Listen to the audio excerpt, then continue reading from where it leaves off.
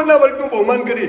આ જે લોકો સૌથી વધુ ટકા લાવે છે ને એ તો સરકારની ને ઇન્કમટેક્સની સૌથી મોટી ચોરીઓ કરે છે. અને જે નાનો માણસ છે ને એ તો લારી ચલાવે, વાળ કાપે, રિક્ષા ચલાવે, પોલીસને હપ્તા લે ને એનું ઘરે ચલાવે. સૌથી ઈમાનદાર તો એ માણસ છે.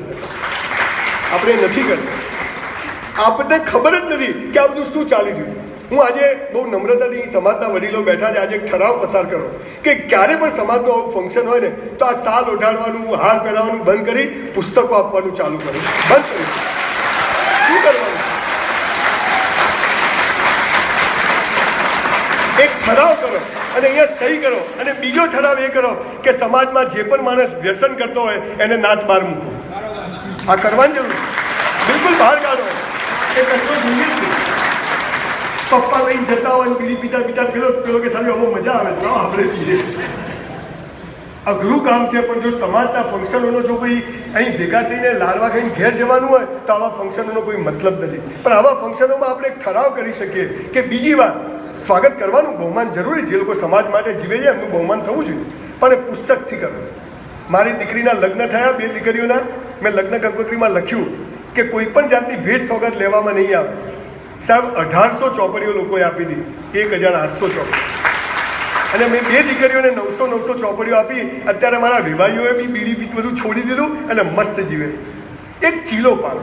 જીવનને જુદી રીતે જોવાની જરૂર. પણ આપણને તો બધું ખોટું શીખવાડે છે. સાહેબ એક લોખંડનો ટુકડો હોય ને, રેલવેનો પાટો, તો 10 રૂપિયા કિલો ભંગારમાં વેચાય.